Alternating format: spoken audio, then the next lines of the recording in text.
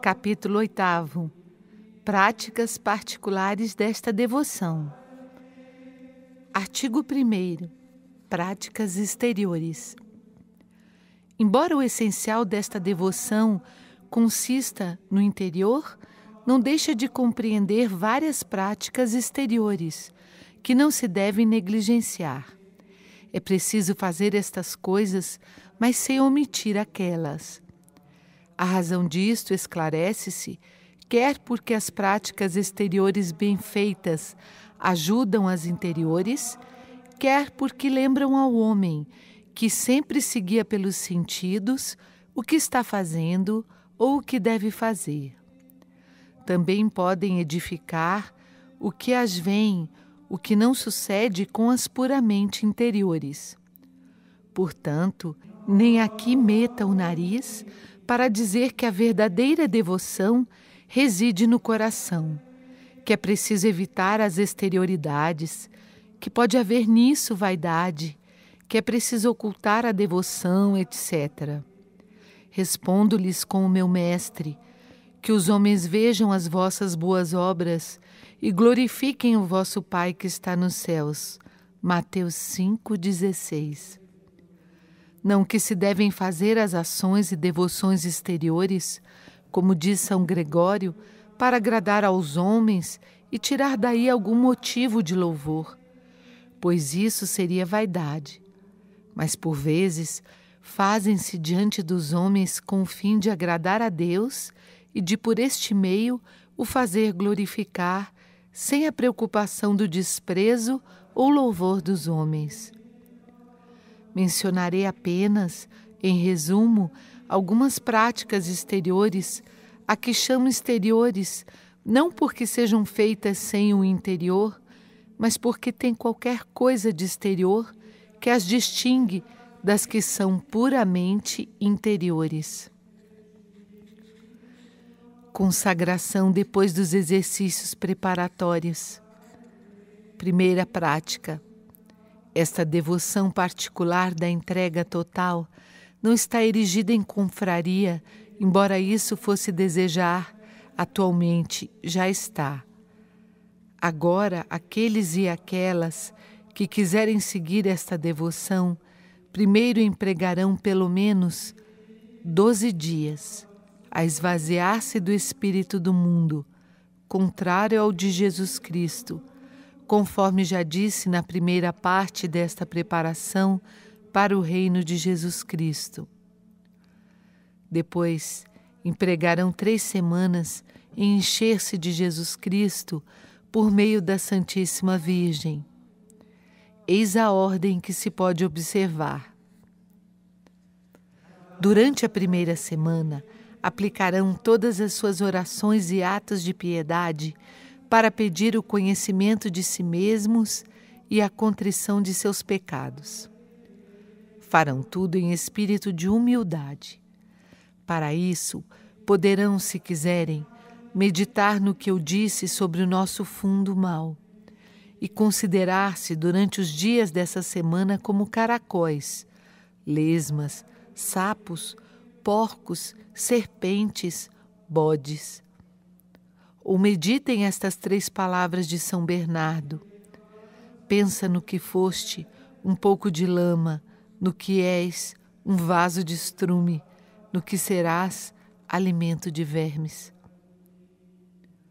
Pedirão a Nosso Senhor e ao Divino Espírito Santo que os esclareça, repetindo as palavras: Senhor, que eu veja, ou que eu me conheça, ou Vinde, Espírito Santo. Rezarão todos os dias a ladainha do Espírito Santo e a oração que se lhe segue. Recorrerão à Santíssima Virgem, pedindo-lhe esta grande graça, que deve ser o fundamento de todas as outras. Para isso dirão todos os dias o Ave Maristela e a ladainha de Nossa Senhora. Na segunda semana, aplicar-se-ão em todas as orações e obras de cada dia a conhecer a Santíssima Virgem. Pedirão este conhecimento ao Espírito Santo, podendo ler e meditar o que sobre isto dissemos. Rezarão, como na primeira semana, a ladainha do Espírito Santo e o Ave Maristela, ajuntando um rosário cada dia, ou pelo menos um terço por esta intenção. Empregarão a terceira semana em conhecer Jesus Cristo. Poderão ler e meditar o que a este respeito dissemos, e ler a oração de Santo Agostinho, que vem no princípio desta segunda parte. Poderão dizer e repetir com o mesmo santo, 1000 e 1000 vezes ao dia, Senhor, que eu vos conheça, ou então, Senhor, fazei que eu veja quem sois vós. Rezarão, como nas semanas precedentes, a ladainha do Espírito Santo e o Ave Maristela, e acrescentarão todos os dias a ladainha do Santíssimo Nome de Jesus. No fim dessas 3 semanas, confessar-se-ão e comungarão com a intenção de se darem a Jesus Cristo, na qualidade de escravos de amor, pelas mãos de Maria.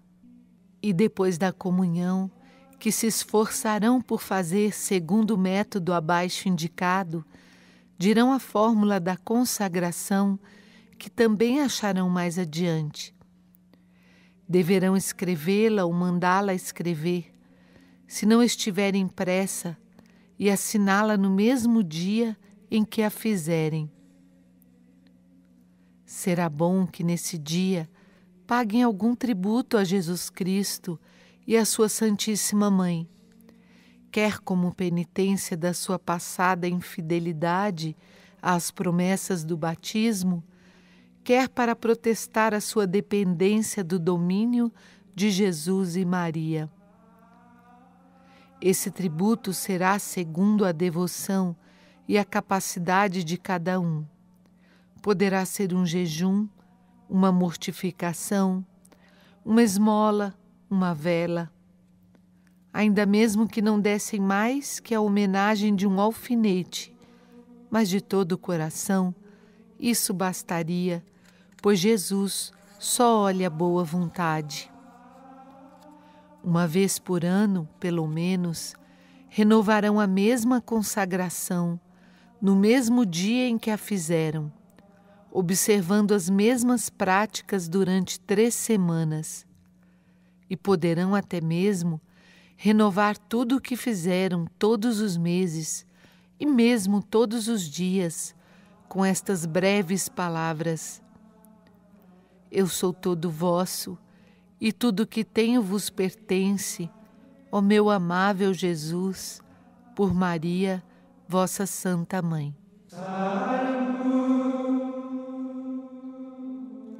A coroinha da Santíssima Virgem. Segunda prática. Rezarão todos os dias de sua vida, mas sem a isso se obrigarem, a coroinha da Santíssima Virgem. Esta compõe-se de 3 Pai Nossos e 12 Ave-Marias, em honra dos 12 privilégios e grandezas da Santíssima Virgem. Esta prática é muito antiga e fundamenta-se na Sagrada Escritura. São João viu uma mulher coroada de 12 estrelas, vestida de sol e tendo a lua debaixo dos pés. Apocalipse 12, versículo 1. Segundo os intérpretes, essa mulher é a Santíssima Virgem. Há várias maneiras de recitar bem esta coroinha e seria demasiado longo mencioná-las. O Espírito Santo as ensinará aos que forem mais fiéis a esta devoção. Entretanto, para rezá-la em sua forma mais simples, dir-se-á ao começar: Dignai-vos conceder-me que vos louve, ó Virgem Sagrada. Dai-me virtude contra os vossos inimigos. Em seguida, reza-se o credo, depois um Pai Nosso, 4 Ave-Marias e um Glória ao Pai. E novamente um Pai Nosso, 4 Ave-Marias e um Glória ao Pai, e assim por diante. No fim, se dirá: Sob a vossa proteção nos acolhemos, Santa Mãe de Deus. Não desprezei as nossas súplicas em nossas necessidades, mas livrai-nos sempre de todos os perigos, ó Virgem gloriosa e bendita. O uso das cadeiazinhas. Terceira prática. É muito louvável, muito glorioso e útil para aqueles e aquelas que assim se fazem escravos de Jesus em Maria, que usem as cadeiazinhas de ferro. Estas ser-lhes-ão um sinal da sua escravidão de amor, e serão bentas com a bênção própria. Estes sinais exteriores não são, na verdade, tão essenciais, e uma pessoa pode passar bem sem eles, embora se tenha abraçado a esta devoção.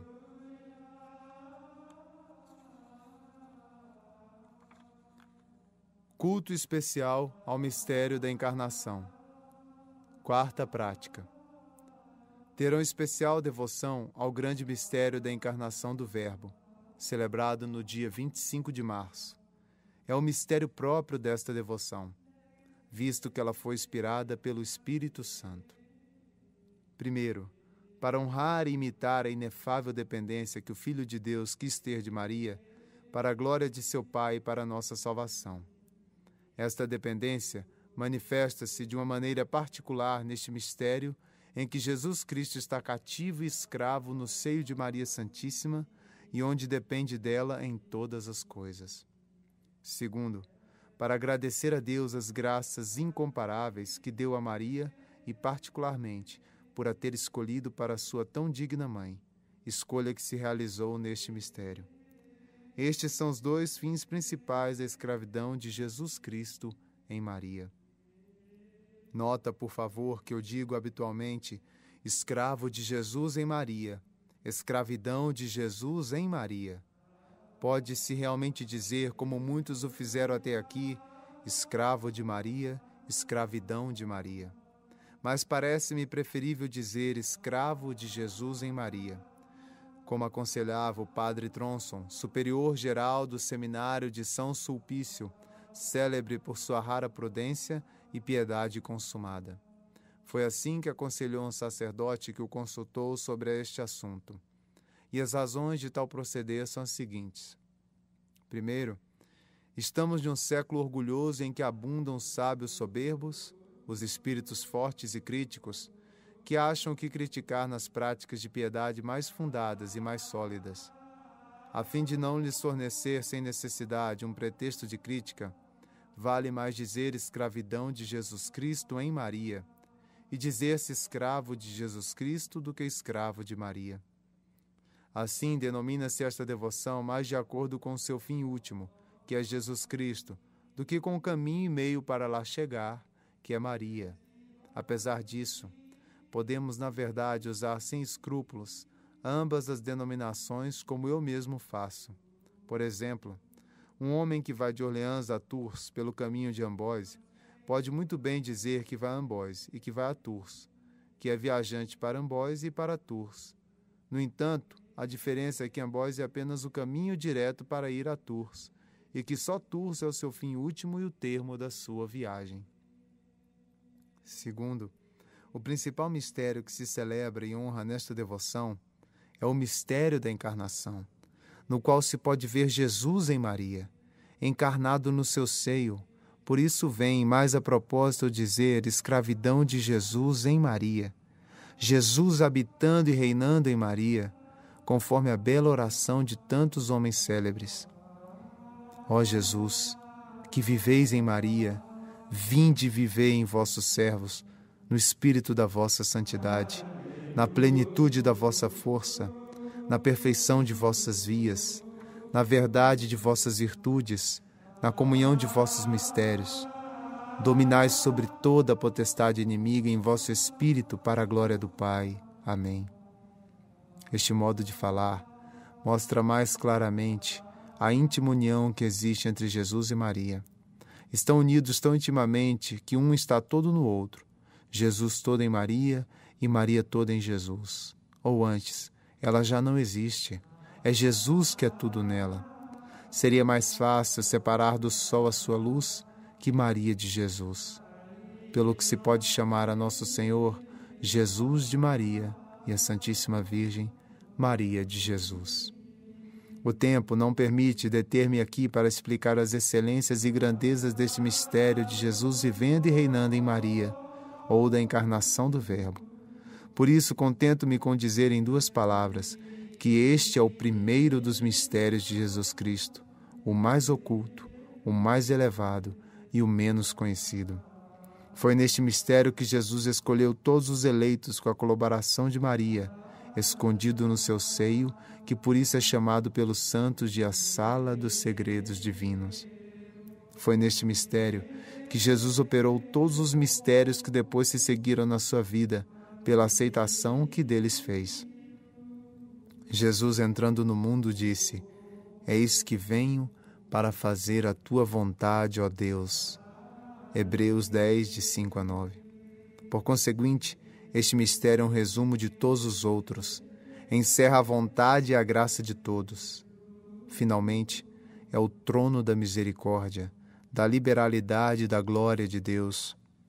Trono da sua misericórdia para nós, pois só podemos nos aproximar de Jesus por meio de Maria, bem como só podemos vê-lo e falar-lhe por intermédio de Maria. Jesus, que atende sempre a sua querida mãe, concede neste mistério sua graça e misericórdia aos pobres pecadores. Vamos, pois, com confiança ao trono da graça. É ainda o trono da sua liberalidade para com Maria, pois enquanto o novo Adão permaneceu neste verdadeiro paraíso terrestre, operou tantas maravilhas escondidas que nem os anjos nem os homens as podem compreender. É por isso que os santos chamam Maria de a magnificência de Deus, como se Deus só em Maria fosse magnífico. É também o trono da sua glória para o Pai Celeste, pois foi em Maria que Jesus Cristo aplacou perfeitamente seu Pai, irritado com os homens. Foi nela que Jesus reparou cabalmente a glória que o pecado lhe tinha roubado. No sacrifício que fez da sua vontade de si mesmo, Jesus deu mais glória a Deus do que jamais lhe teriam dado todos os sacrifícios da antiga lei. Enfim, foi em Maria que Jesus deu ao Pai uma glória infinita, que jamais havia recebido do homem.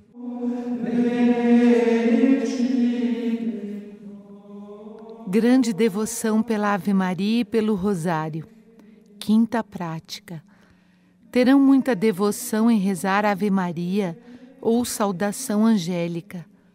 Poucos cristãos, embora esclarecidos, conhecem o valor, o mérito, a excelência e a necessidade desta oração.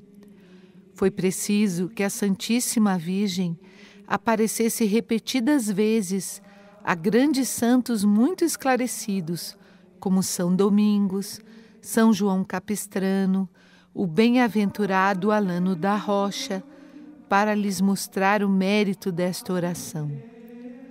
Compuseram grossos volumes sobre as maravilhas de sua eficácia na conversão das almas. Publicaram altamente e pregaram publicamente que, tendo a salvação do mundo, começando pela Ave Maria, a salvação de cada alma em particular está ligada a esta oração. Foi esta oração que fez dar à terra seca e estéril o fruto da vida. E é esta mesma oração que, rezada com devoção, deve fazer germinar nas nossas almas a palavra de Deus e faz brotar o fruto de vida que é Jesus Cristo. Disseram ainda que a Ave Maria é um celeste orvalho que rega a terra, isto é, a alma, para lhe fazer produzir fruto a seu tempo, e a alma que não for regada por esta oração ou orvalho celeste não dará fruto, mas apenas sarças e espinhos, não estando longe de ser amaldiçoada. Eis o que a Santíssima Virgem revelou ao bem-aventurado Alano da Rocha, conforme é referido no seu livro, e depois citado por Cartagena.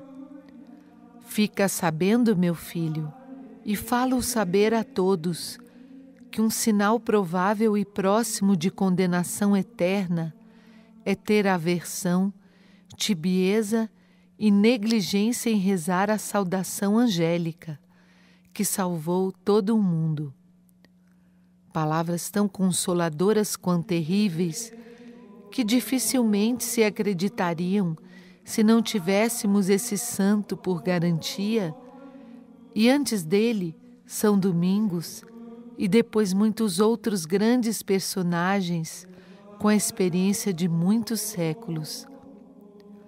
Efetivamente, sempre se verificou que os que trazem o sinal da condenação, como todos os hereges, os ímpios, os orgulhosos e os mundanos, odeiam e desprezam a Ave Maria e o terço.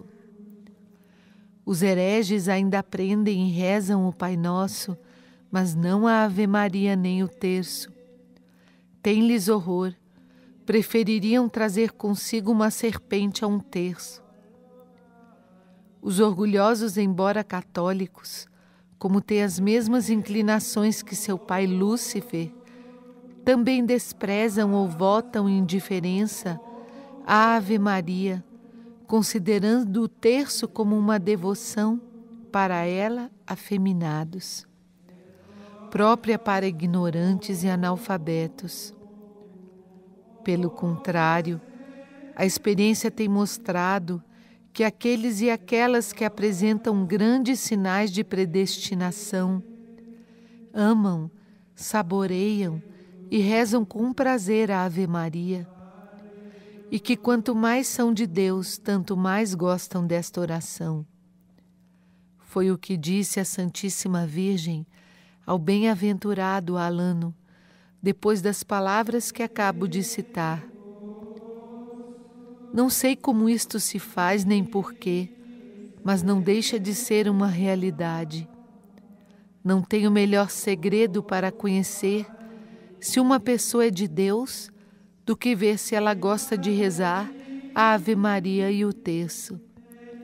E digo gosta porque pode acontecer que uma pessoa esteja na impossibilidade natural ou mesmo sobrenatural de a rezar, mas sempre gosta e a inspira aos outros. Almas predestinadas, escravas de Jesus em Maria, ficai sabendo que a Ave Maria é a mais bela de todas as orações depois do Pai Nosso. É a saudação mais perfeita que podemos dirigir a Maria, porque é a que o Altíssimo lhe transmitiu por um arcanjo, a fim de lhe ganhar o coração. E foi tão poderosa pelos encantos secretos de que está cheia, que Maria consentiu na encarnação do Verbo, apesar da sua profunda humildade.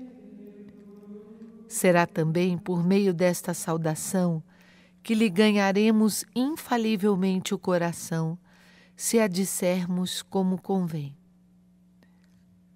A Ave Maria bem rezada, isto é, rezada com atenção, devoção e modéstia, segundo os santos, é a adversária que põe o demônio em fuga e o martelo que o esmaga. É a santificação da alma, a alegria dos anjos, a melodia dos predestinados, o cântico do Novo Testamento, o gozo de Maria e a glória da Santíssima Trindade. A Ave Maria é um orvalho do céu que torna a alma fecunda, é um beijo puro e amoroso que se dá a Maria, é uma rosa vermelha que se lhe apresenta, uma pérola preciosa que se lhe oferece, é um pouco de ambrosia e de néctar divino que se lhe dá.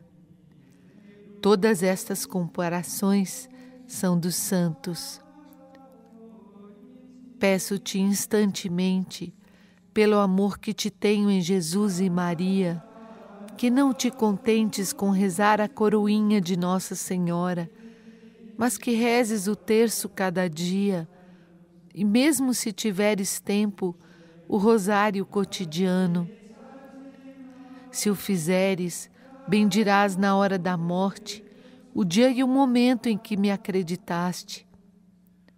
Depois de teres semeado nas bênçãos de Jesus e Maria, recolherá as bênçãos eternas no céu. Aquele que semeia nas bênçãos, bênçãos recolherá também. O Magnífica, sexta prática. Para agradecer a Deus as graças que concedeu à Santíssima Virgem, as almas escolhidas dirão muitas vezes o Magnífica, a exemplo da bem-aventurada Maria de Dóines e de vários outros santos. É a única oração e a única composição da Santíssima Virgem, ou antes, que Jesus compôs nela, pois ela falava pela sua boca. Este é o maior sacrifício de louvor que Deus recebeu na lei da graça. Por um lado, é o mais humilde e reconhecido, por outro, o mais sublime e elevado de todos os cânticos. Há nele mistérios tão grandes e escondidos que os anjos os ignoram. Gerson, doutor muito piedoso e sábio, gastou uma parte da vida a compor tratados plenos de erudição e piedade sobre os mais difíceis temas. Mas foi só depois, no fim da vida, que empreendeu a tremer a explicação do Magnífica, para assim coroar todas as suas obras. Diz-nos, em um volume em fólio, que sobre ele compôs coisas admiráveis do belo e divino cântico. Entre outras coisas, ele diz que a própria Santíssima Virgem o recitava muitas vezes, particularmente depois da Sagrada Comunhão, em ação de graças. O erudito Benzônio, explicando também o Magnífica, conta muitos milagres operados pela sua virtude. Diz que os demônios tremem e se põem em fuga quando ouvem as palavras: manifestou o poder do seu braço e confundiu os soberbos nos pensamentos de seus corações. Lucas 1:51. O desprezo do mundo, sétima prática. Os fiéis servidores de Maria devem desprezar, odiar e fugir muito do mundo corrupto e servir-se das práticas de desprezo do mundo que indicamos na primeira parte. Artigo 2º. Práticas particulares e interiores para os que desejam vir a ser perfeitos. As práticas exteriores desta devoção que acabo de referir não devem omitir-se por negligência ou desprezo, na proporção em que o estado e a condição de cada um o permitem. Mas além destas práticas exteriores, há ainda práticas interiores muito santificantes para aqueles que o Espírito Santo chama uma alta perfeição. Consistem, em uma palavra, em fazer todas as ações por Maria, com Maria, em Maria e para Maria, a fim de mais perfeitamente as fazer por Jesus Cristo, com Jesus Cristo, em Jesus e para Jesus. Fazer tudo por Maria. É necessário fazer todas as ações por meio de Maria, o que equivale a dizer que devemos obedecer em tudo à Santíssima Virgem e conduzir-nos em tudo pelo seu Espírito, que é o Espírito Santo de Deus. Aqueles que são conduzidos pelo Espírito de Deus são filhos de Deus. Romanos 8:14. Aqueles que são conduzidos pelo Espírito de Maria são filhos de Maria e, por conseguinte, filhos de Deus, como já mostramos. E entre tantos devotos da Santíssima Virgem, os devotos verdadeiros e fiéis são somente aqueles que se deixam conduzir pelo seu Espírito. Eu disse que o Espírito de Maria era o Espírito de Deus, porque ela nunca se conduziu pelo seu próprio Espírito, mas sempre pelo de Deus, o qual dela tomou posse de tal modo que passou a ser o seu próprio Espírito. É por isso que Santo Ambrósio diz que a alma de Maria esteja em cada um para glorificar o Senhor, que o Espírito de Maria esteja em cada um para se alegrar em Deus. Como é feliz uma alma quando é exemplo de um bom irmão jesuíta, chamado Rodrigues, e falecido em odor de santidade. Ela é toda governada e possuída pelo Espírito de Maria, que é um espírito suave e forte, zeloso e prudente, humilde, corajoso, puro e fecundo. A fim de que uma alma se deixe conduzir por este Espírito de Maria é preciso, primeiramente, renunciar ao seu próprio espírito, às suas próprias luzes e vontades antes de fazer qualquer coisa. Por exemplo, antes de fazer oração, de celebrar ou assistir à Santa Missa, antes de comungar, porque as trevas do nosso espírito próprio e a malícia da nossa vontade e obras poria um obstáculo ao Santo Espírito de Maria se as seguíssemos, embora nos parecessem boas. Segundo, entregar-se ao Espírito de Maria para ser movida e conduzida do modo que ela quiser. Temos de nos pôr e nos abandonar nas suas mãos virginais, como instrumento nas mãos do artífice, como uma cítara nas mãos de um bom músico. É preciso perder-se e entregar-se a ela como uma pedra que se atira ao mar, o que se faz tão simplesmente em um instante por um olhar do Espírito, um pequeno movimento da vontade, ou verbalmente dizendo, por exemplo, renuncio a mim mesmo e dou-me a vós, ó minha mãe querida. E ainda que não se experimente qualquer doçura sensível neste ato de união, ele não deixa de ser verdadeiro, assim como se alguém dissesse, o que Deus não permita, dou-me ao demônio. Se o dissesse com sinceridade, embora sem qualquer mudança sensível, não seria menos realmente do demônio. Renovar este mesmo ato de oferecimento e de união, de tempos a tempos, durante a ação ou depois dela, é uma terceira disposição. Quanto mais o repetir, tanto mais depressa a alma se santificará e mais depressa chegará à união com Jesus Cristo, pois desta segue-se sempre a união com Maria, visto o Espírito de Maria ser o de Jesus. Fazer tudo com Maria. É necessário fazer todas as ações com Maria. Para isso, devemos pôr os olhos nela e em todas as nossas ações, como no modelo acabado de toda virtude e perfeição. É o modelo formado pelo Espírito Santo, numa simples criatura, para nós o imitarmos. Na medida das nossas limitadas forças. É preciso, portanto, que consideremos em cada ação o modo com o qual Maria fez ou faria se estivesse no nosso lugar. Para isso, devemos examinar e meditar as grandes virtudes que ela praticou durante a vida, particularmente a sua fé viva, pela qual acreditou, sem hesitar, na palavra do anjo. Acreditou fielmente, constantemente, até o pé da cruz no Calvário. A sua humildade profunda, que a fez esconder-se, calar-se e submeter-se a tudo e pôr-se no último lugar. A sua pureza toda divina, que não teve nem jamais terá igual sob o céu.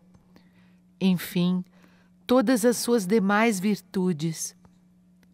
Lembremo-nos, torno a repetir, que Maria é a grande e única forma de Deus, própria para formar imagens de Deus, facilmente e em pouco tempo. Uma alma que achou deveras esta forma e nela se perdeu, em breve se transformará em Jesus Cristo, que este molde representa ao natural. Fazer tudo em Maria. É necessário fazer todas as ações em Maria. Para bem compreender esta prática, é preciso saber que a Santíssima Virgem é o verdadeiro paraíso terrestre do novo Adão, e que o antigo paraíso não era mais que a sua imagem, pois há neste paraíso terrestre riquezas, belezas, raridades e doçuras inexplicáveis, que o novo Adão, Jesus Cristo, aí deixou. Neste paraíso, ele achou as suas delícias durante 9 meses. Operou as suas maravilhas e ostentou as suas riquezas com a magnificência de um Deus. Este lugar santo não é composto senão de uma terra virgem e imaculada, da qual foi formado e se alimentou o novo Adão, sem qualquer nódoa ou mancha, pela operação do Espírito Santo que aí habita. É neste paraíso terrestre que está verdadeiramente a árvore da vida que produziu Jesus Cristo, o fruto da vida. A árvore da ciência do bem e do mal, que deu a luz ao mundo. Há neste lugar divino árvores plantadas pela mão de Deus e regadas com a sua unção divina, que produziram e produzem ainda, cada dia, frutos de um sabor divino. Há canteiros esmaltados de belas e variadas flores de virtudes, exalando aroma que perfuma os próprios anjos. Há nele prados verdes de esperança, torres inexpugnáveis de força, casas encantadores de confiança. A não ser o Espírito Santo, não há quem possa dar a conhecer a verdade escondida sob estas imagens de coisas materiais. Respira-se neste lugar o ar puro e incontaminado de pureza. Nele brilha o dia belo e sem mancha da santa humanidade. Irradia o sol jucundo e sem sombras da divindade. Arde a fornalha ardente e contínua da caridade, em que todo ferro que é lançado abrasa-se, transformando-se em ouro. Nele há um rio de humildade que brota da terra e, dividindo-se em 4 braços, ganha este lugar encantado. São as 4 virtudes cardeais. O Espírito Santo, pela boca dos santos padres, também chama a Santíssima Virgem de a Porta Oriental, por onde o grande sacerdote Jesus Cristo entra e sai do mundo. Por ela entrou a primeira vez, por ela virá a segunda vez. O santuário da divindade, o repouso da Trindade Santíssima, o trono de Deus, a cidade de Deus, o altar de Deus, o templo de Deus, o mundo de Deus.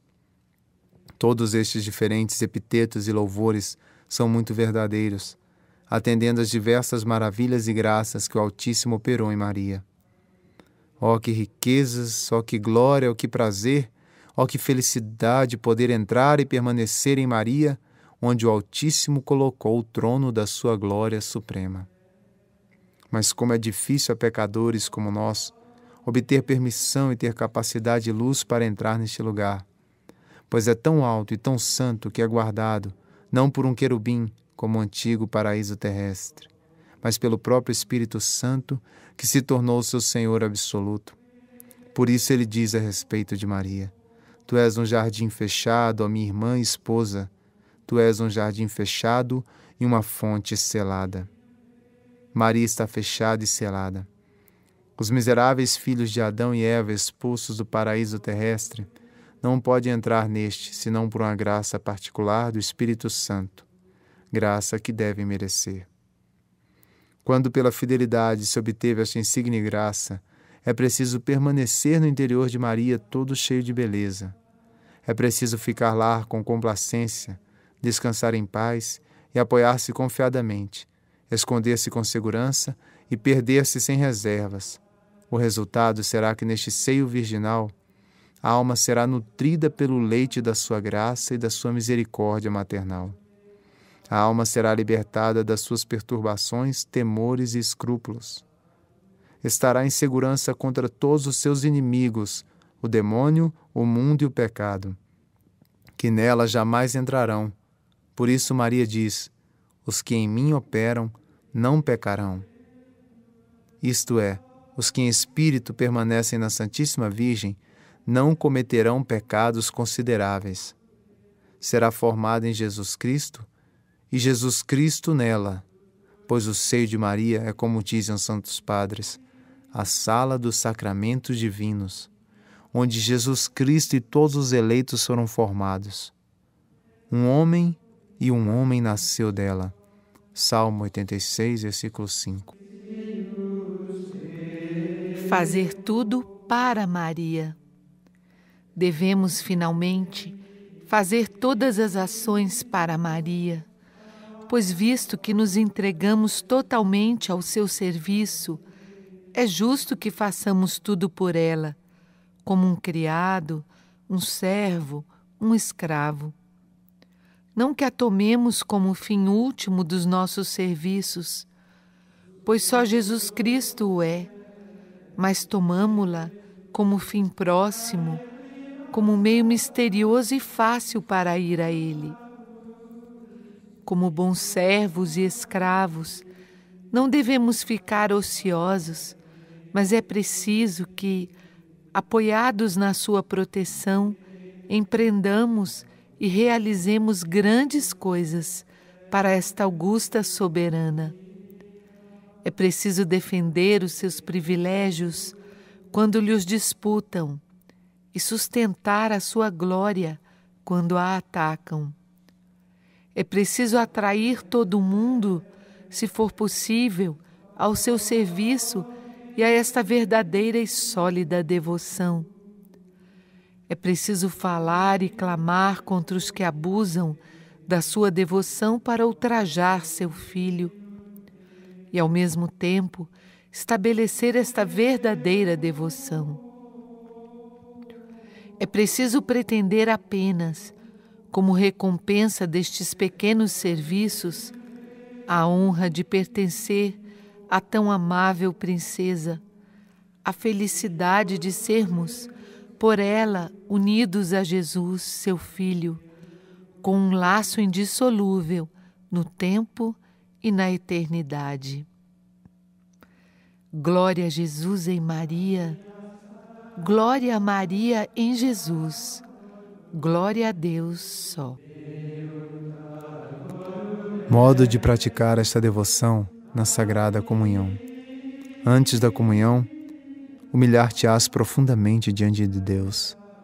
Renunciarás ao teu fundo todo corrompido e às tuas disposições, embora o teu amor próprio as faça parecer boas. Renovarás a tua consagração dizendo: todo vosso sou, ó querida Mãe, e tudo o que tenho é vosso. Suplicarás a esta boa Mãe que te empreste o seu coração, para nele receberes seu filho com as disposições dela.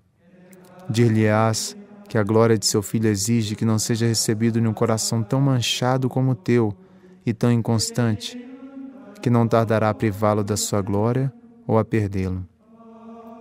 Mas se ela quiser vir habitar no teu coração para receber seu filho, poderá fazê-lo pelo domínio que tem sobre os corações.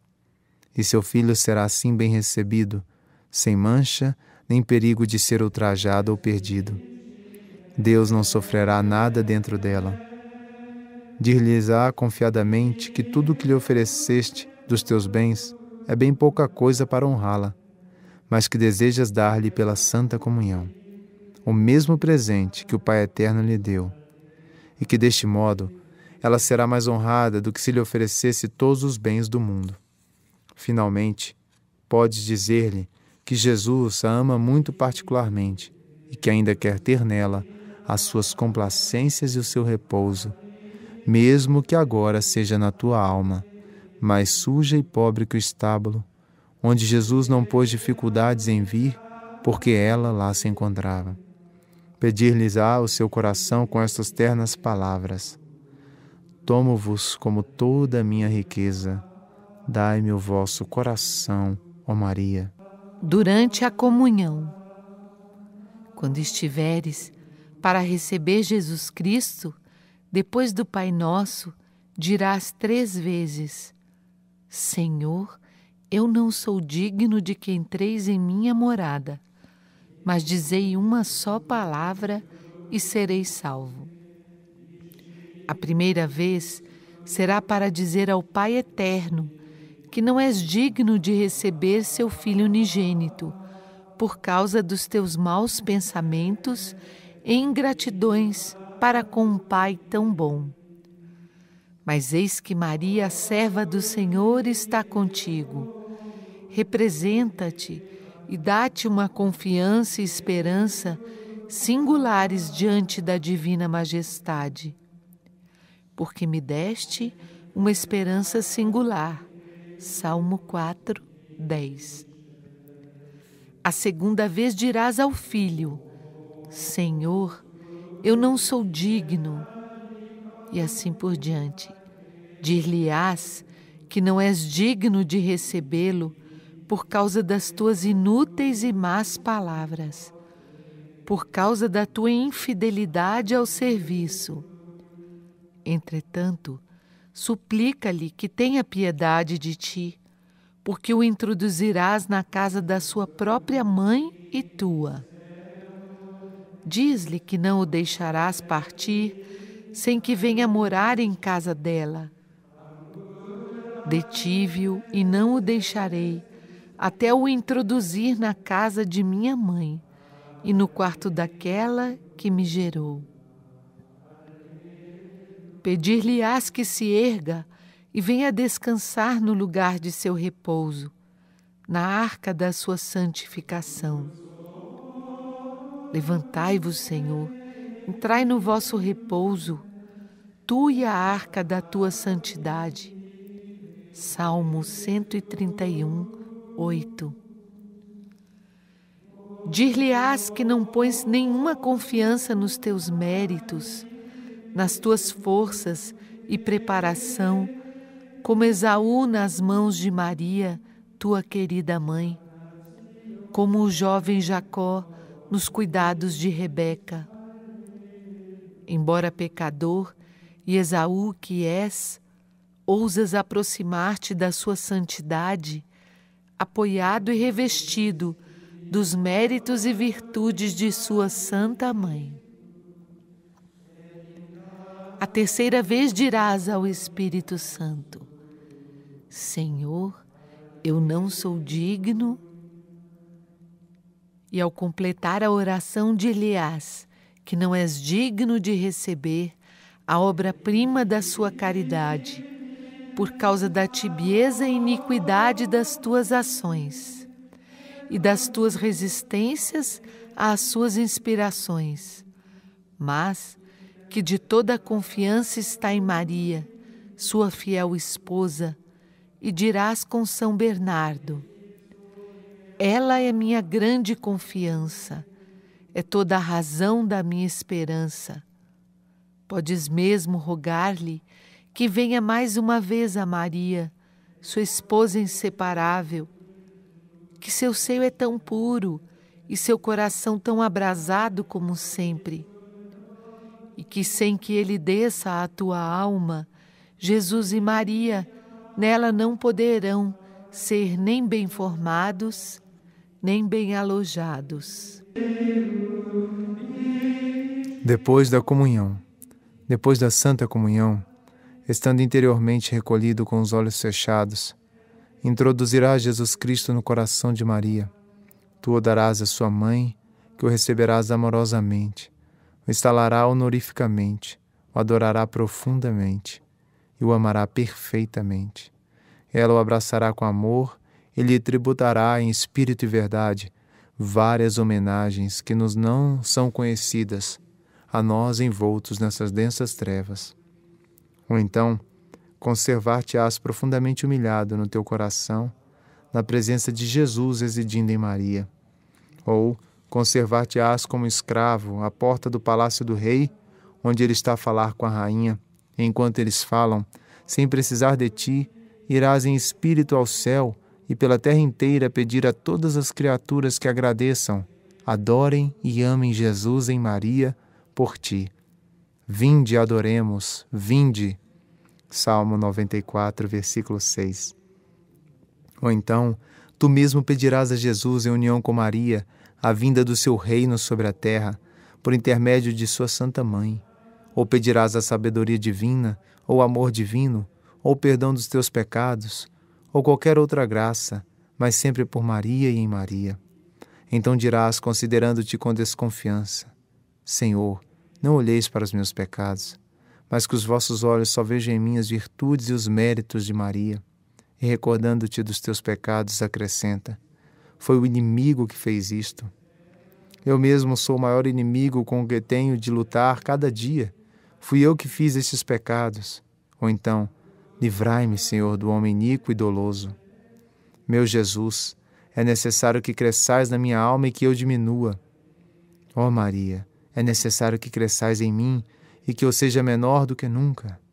Crescei e multiplicai-vos. Ó Jesus e Maria, crescei em mim e multiplicai-vos fora de mim e nos outros.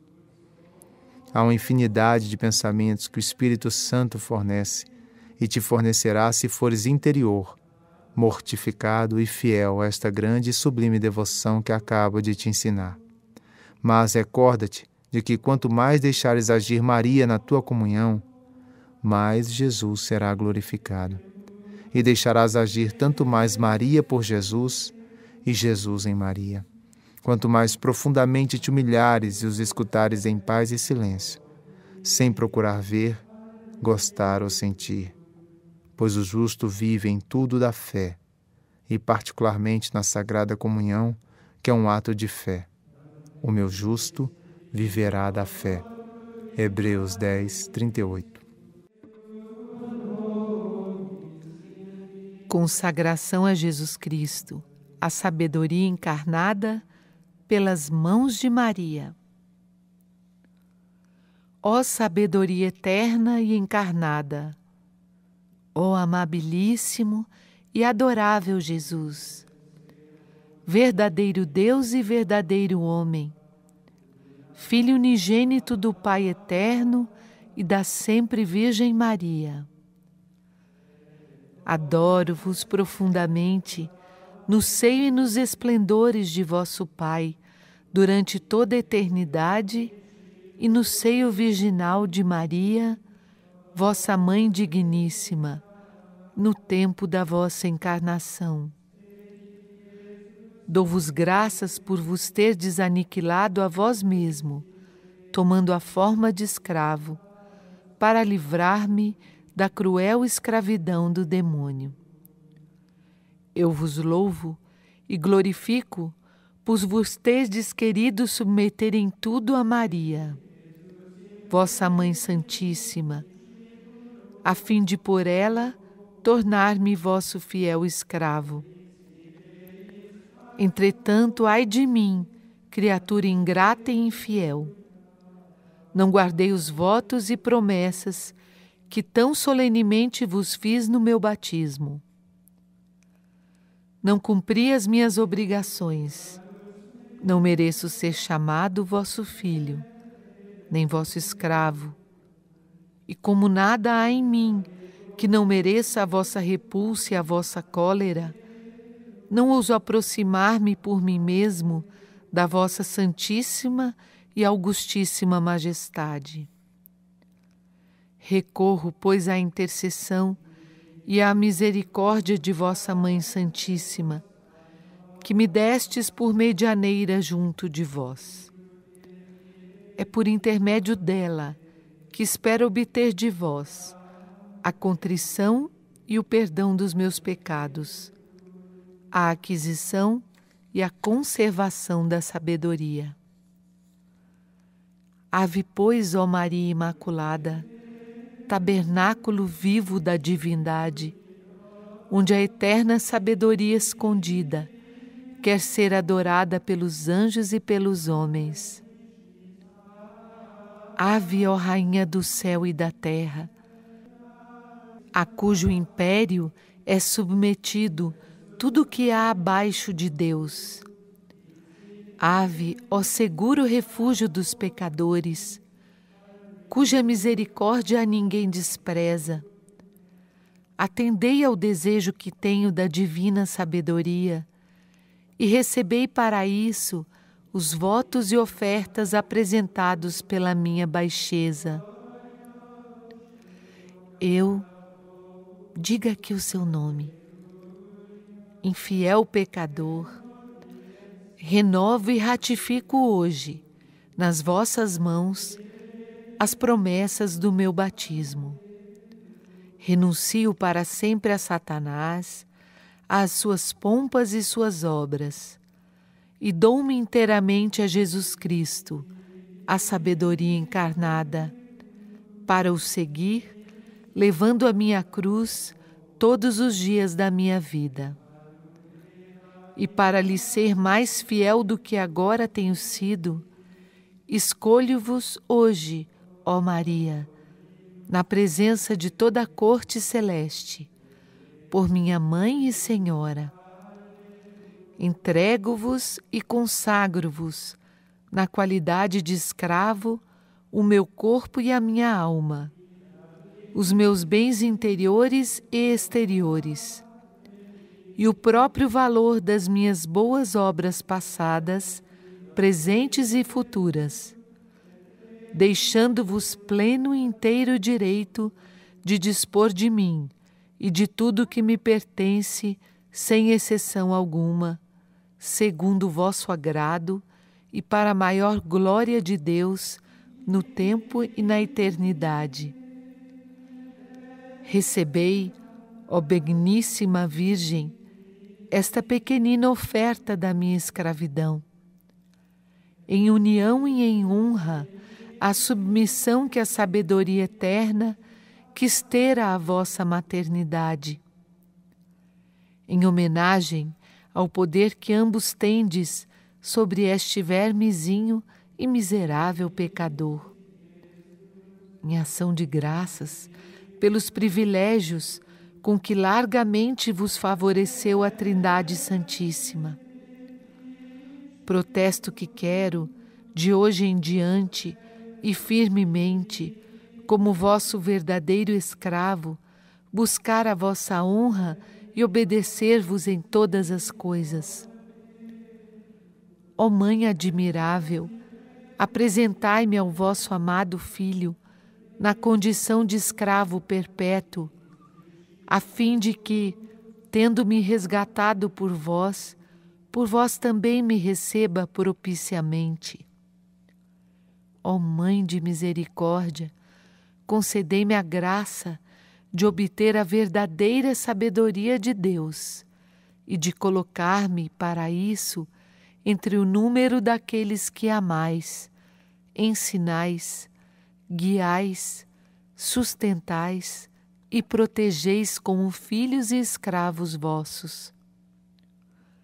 Ó Virgem fiel, tornai-me em tudo um tão perfeito discípulo, imitador e escravo da sabedoria encarnada, Jesus Cristo, vosso Filho, que eu chegue um dia, por vossa intercessão e a vosso exemplo, à plenitude de sua idade na terra e da sua glória no céu.